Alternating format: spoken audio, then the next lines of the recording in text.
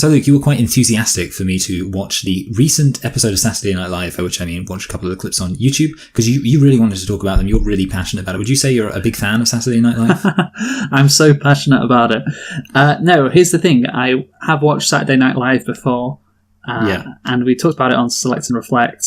Oh, yes. Good shout-out. Yeah, great shout-out.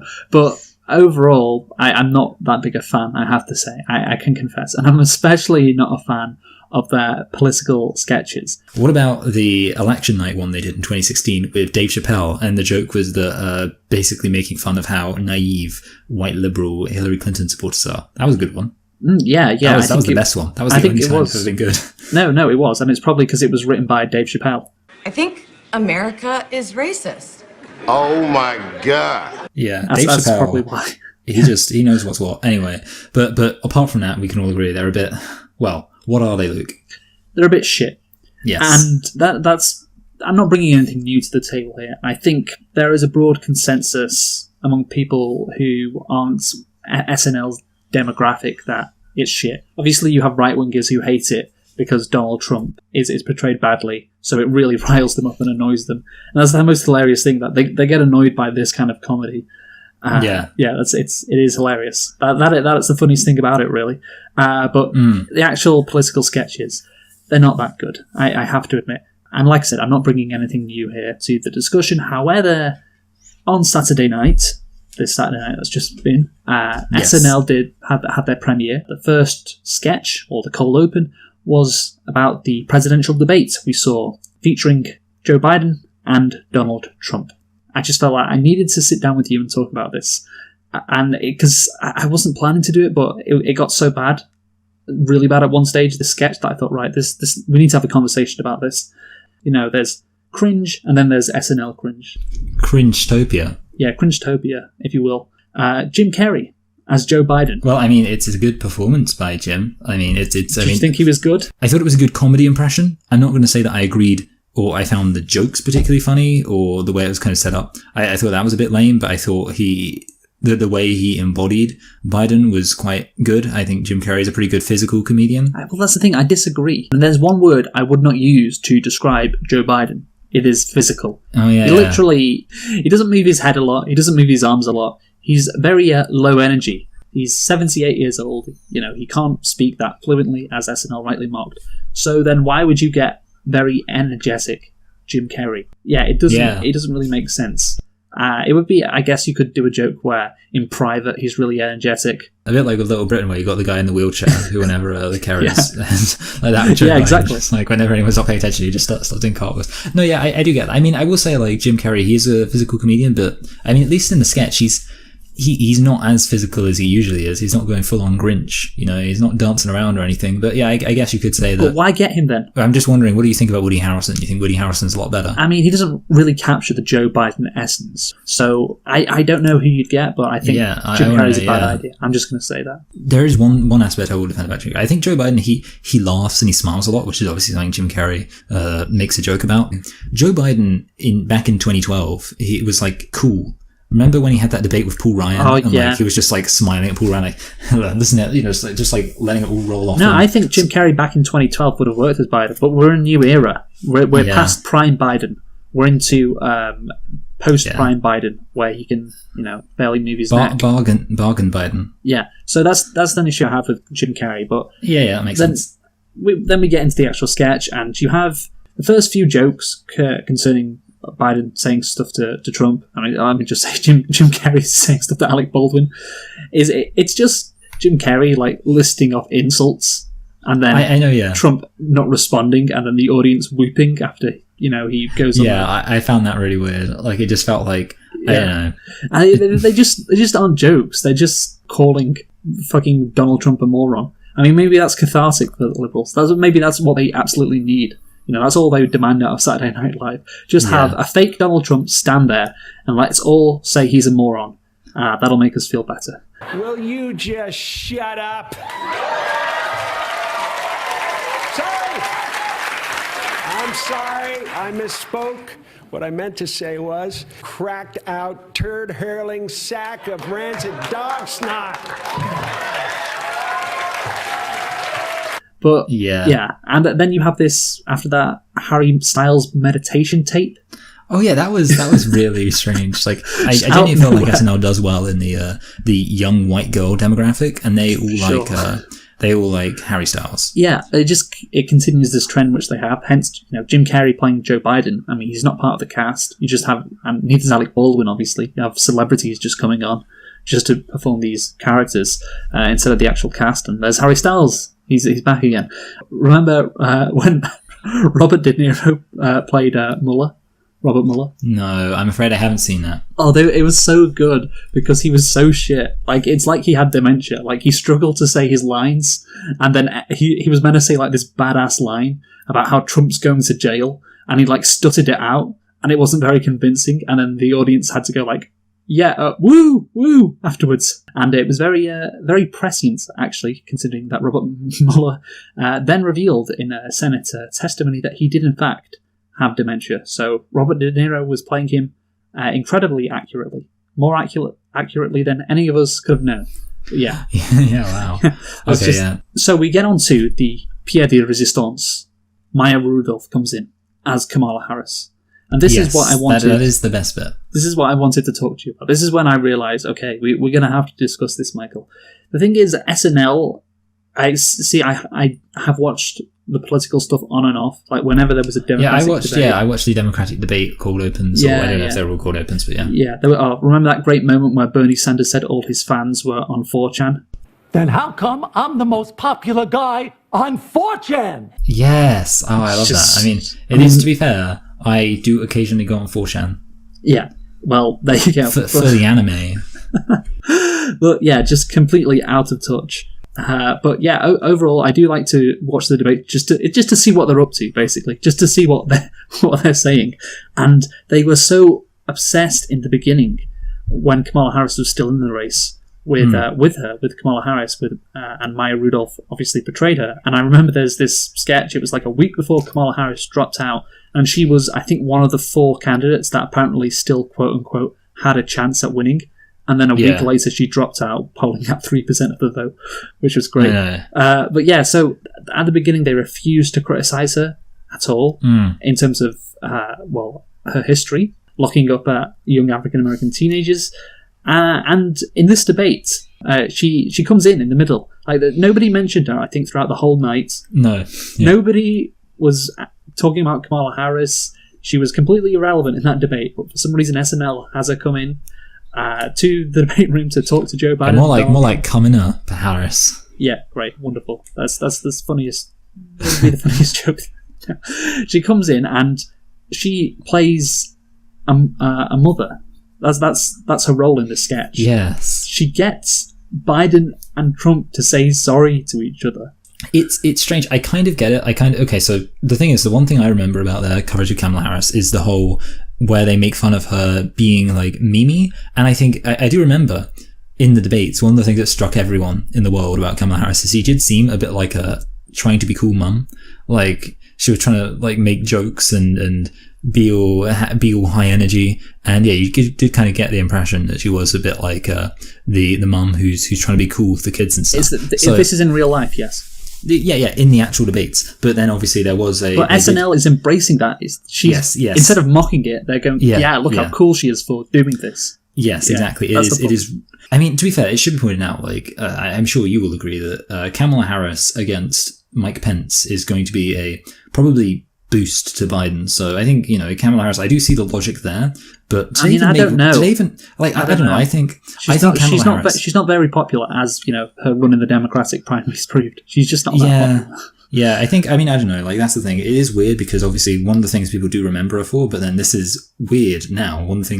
Number one thing people remember her for is laying into Biden, which is like, that's the main thing. that's the main positive thing about her. Like, people remember, how she was really held him to account, and that was the moment people were like, wow, that's crazy. And obviously she did have a big rise in the polls after that.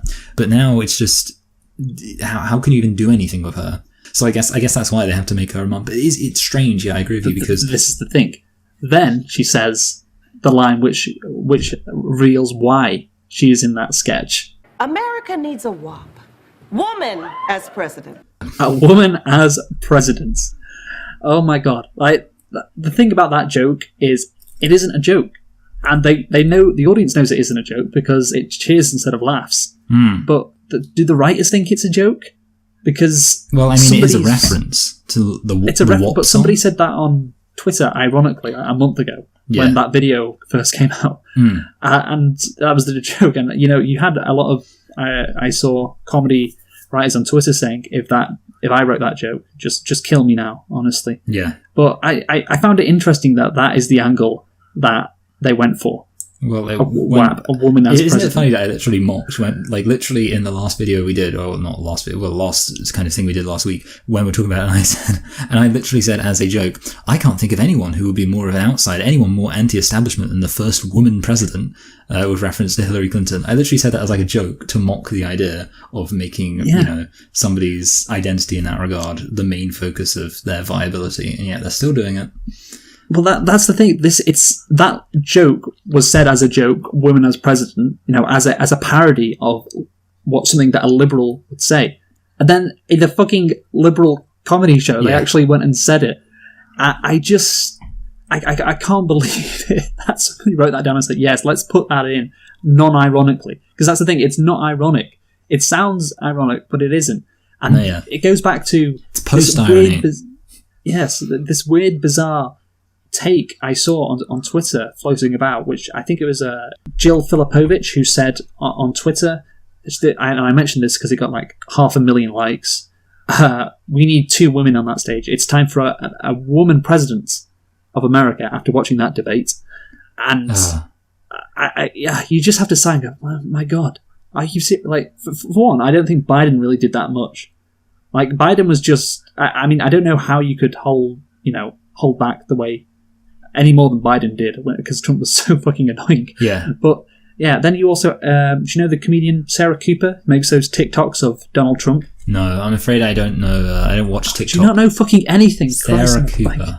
Yeah, I mean, to be fair, Luke, I think what it is you get all your news from Twitter, whereas I don't. Like you get the only place you get any of your news is Twitter, whereas I get my news from the Wall Street Journal, from the International Relations Journal of International Study. I don't know, Luke. The important thing is that I'm more sophisticated than you, and that's why I don't know this. Sarah Cooper, writer, comedian, #blocked by Trump, wrote 100 tricks to appear smart in meetings and how to be successful without hurting men's feelings. Don't know her. Don't know how to be successful without hurting men's feelings. Well, she hurt my feelings, Michael, with her awful comedy. Now, that's the thing. She is one of those, like, resistant... I mean, she put blocked by Trump in her bio. And she did a tweet afterwards where she was like, if you had 2 women on the stage, they would be like, you go first. No, you go first. Oh, if you insist. And we saw, and SNL actually parodied this in this sketch. Kimberly Guilfoyle, I don't know how to pronounce her surname, I'm sorry, but the girlfriend of Donald Trump Jr., who went on this mad rant at the RNC talking about how the American dream is still alive and screeching at the top of her lungs, and everybody thought she was on cocaine. And you could see the clip. Ladies and gentlemen, leaders and fighters for freedom and liberty and the American dream, the best is yet to come. And that was, she is a woman, if I'm not mistaken. And then you have Ivanka Trump, Amy Coney Barrett. She's a woman. Like I'm going to just be a bit of a moderating hero. I think it's legitimate to say it is a genuine indictment of America as a 21st century Western liberal country that they have never had a woman hold the executive office. When you compare it to absolutely, Pakistan, absolutely. I am genuinely considering one of my big problems with Keir Starmer. I'm genuinely even considering not voting for him based on this alone.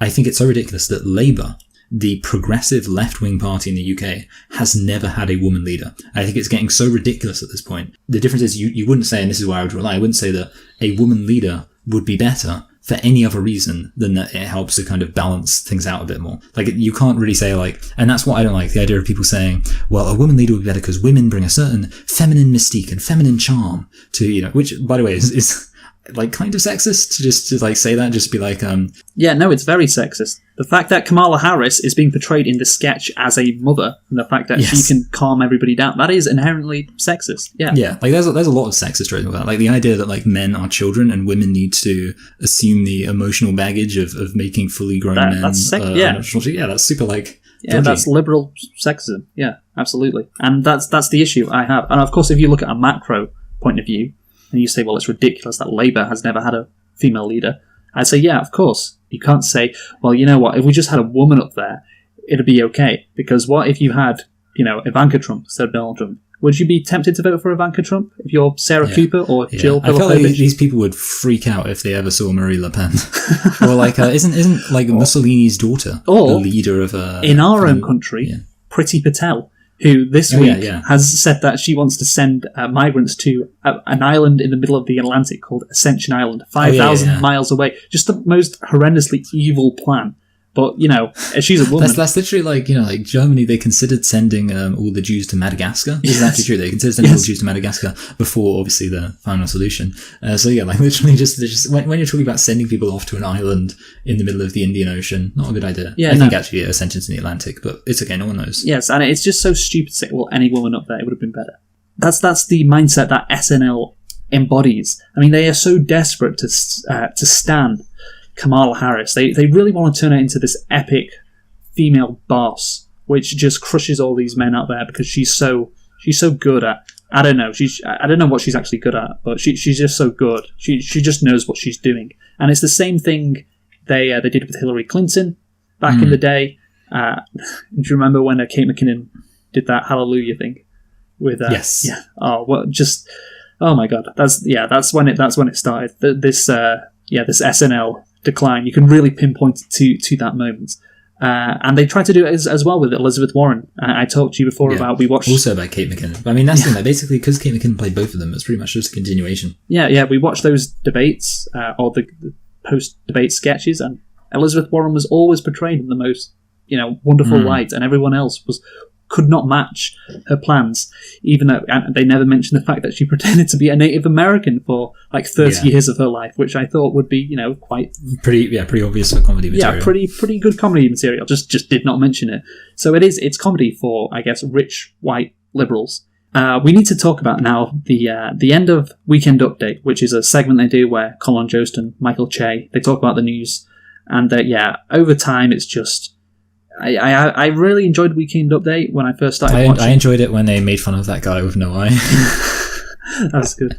Yeah. That was the high point of the whole show. But when it comes to political stuff, it's just really shit. So at the end of Weekend Update, then we had another bit of just craziness, I guess. When I'll get up the sketch now. It's Weekend Update. Carrie Crum on vacationing during the pandemic. So one of the SNL cast plays a character, and she's making jokes about vacationing during the pandemic. And then, Weekend Update ends, and you see that Kate McKinnon, dressed as Ruth Bader Ginsburg, is sitting on the front row. She has a seat, and it pans out, and you see her, and then it zooms in on her, and Kate McKinnon puts her hand on her heart. And just looks solemnly down, and then she's then upwards, towards heaven, like she's kind of smirking, and then it just says "Rest in power" with fucking Ruth Bader Ginsburg's glasses. If that happened in another country like North Korea, you'd be like, "What the fuck? This must be such a weird country." Like, this person who is not Ruth Bader Ginsburg is dressing up as Ruth Bader Ginsburg after her death to honor her. I mean, my God, there is this disease that is impacting SNL. It's almost idolatry. That's the term you use. They literally have it is. It's idolatry. Yeah, they have these people that they just worship, and it's crazy. I think it's exactly what you don't want, which is politics to be about personalities. And that's this is the zenith of politics being about personalities. They literally have, and I think it's even crazier because obviously you get this kind of combination of beloved actors, beloved comedians playing these characters, these idealizations of characters that are themselves beloved, and it's just compounding upon compounding, and it just creates a situation where there's going to be a massive disconnect between people who watch SNL and, you know, just go like, normal people. Yeah. And then, people who actually care about policies, or of course people who just don't get the hype for whatever reason, but, you know, people who care about policies are more valid. It's just a bit disappointing, frankly. It's disappointing if you expect something, but it's also just crazy. Yeah. And that's why I wanted to talk about it. This tweet sums it up well, I think. SNL pays tribute to Ruth Bader Ginsburg by stubbornly continuing to make the show years after they logically should have quit. And that is the case with the RBG kind of love. She should have quit when she got cancer in 2013. I don't know when she got cancer, but 2013 was a good year for her to quit when the Democrats had the Senate. And if she had quit, Amy Coney Barrett would not be on the Supreme Court right now, and Roe versus Wade would not be in the firing line, or about to be confirmed. It was her turn to continue for another 7 years. You can't tell a woman to retire or whatever. Yeah, I mean, this is literally like the exact same situation with, like, Elizabeth Warren should have held over her head. You know, like, anytime Elizabeth Warren ever goes into a discussion, someone should say, "So you don't support Medicare for all, do you?" And she'll go, "Yeah, I do." And then you go, "Okay, so why did you not pull out before Super Tuesday when you could have made it so Bernie could have won? Bernie would have had a much better chance of winning and actually pushing forward Medicare for all, but you didn't drop out even though you had absolutely no chance of winning." And then she's like, "Oh, well, you know, I just, women, he said that a woman couldn't press." Like, it's so stupid. And literally, as far as I'm concerned, it's just like, well, you know, like, sometimes you just have to say the consequences of your actions are your belief. And when there's no reason for you to do something and you do something anyway, and it obviously gets screwed over, you know, if Ruth Bader Ginsburg, you'd be like, okay, Ruth Bader Ginsburg, so you don't want to drop out when there is a very good chance that you're going to die quite soon, and you know it's highly unlikely in the immediate future that Democrats will be able to pick your successor. So you basically want another Republican on the Supreme Court. Let's be real about this. You know? I mean, she wanted to wait until Hillary Clinton could do it, because then, you know, it'd be so, I don't know, I guess it'd be so wonderful, wouldn't it? A woman replacing another female judge on the Supreme Court. And, what do you know, it backfired, like everything else that this liberal wing of the Democratic Party seems to do. It's incredible that she didn't receive more backlash at the time. And even, you know, in her death, okay, I can get it, that, you know, she died, she did a lot, and you don't want to, like, talk bad about people after they die, particularly someone, you know, who hasn't done anything really actively bad in her life like RBG did. But then, of course, well, just look at the situation she's left herself in because of her own ego. The inability to look at the fact that RBG kind of screwed over everything with her staying on the Supreme Court, the inability to look at Kamala Harris and look at what she did while she was a prosecutor and the Attorney General of California, and the inability to look at Elizabeth Warren and show like she lied about being Native American for 30 years of her life. It may have even been longer, I'm not sure. It's really hampering their comedy. That's the thing. Like, they are sacrificing comedy for making these political points. And that right there, it isn't going to be great, because eventually they're probably going to have to stop doing this. And I think you're going to see a massive drop-off in people who were interested in SNL because they were turned off by the fact that it's for now SNL's for a very specific type of person, like I said before, rich, white liberals. And then, you know, the comedy just isn't good. So, yeah, overall, I think what we've seen in the last few years, yes, we can talk about how SNL isn't funny, what are they doing, but yeah, they've really kind of shot themselves in the foot, I think, overall. That's my take on it. And I think after Trump goes, they're going to be quite screwed. Part of it is maybe because of Trump in a big way, that it's made it very difficult for them to actually be balanced in their criticism. I mean, I don't really know what they were like exactly before 2016, but I feel like they just made fun of everyone. I think so they were much less balanced. Yeah. They were fine. So I think good. I mean, and to go full circle. Obviously, you said at the beginning, Jim Carrey's opening for the debate cold open was just him railing on Trump as the audience cheered. That was what they did, and I think that kind of sums up what SNL are doing right now. And I guess maybe that's another reason to want Joe Biden to win, because, you know, when Joe Biden wins and Trump isn't around anymore, maybe they can be a bit more reasonable and start actually making fun of people a bit more consistently rather than literally having a sketch where the whole thing is just one candidate, Joe Biden, being presented pretty much perfectly. They took some shots, but if it was Kamala Harris, they would have presented her perfectly. Yeah, no doubt. well, that's the thing. Yeah, exactly. Yeah, so. But if Trump goes, then the people tuning in for those epic owns, well, they're not going to get him anymore because you can't really epically own, unless Trump stays in the news, which is actually quite possible. So maybe it'll just continue on like this until we're all dead. That's the most likely outcome, actually. More like Saturday Night Dead. Do it! Just do it! Yes, you can!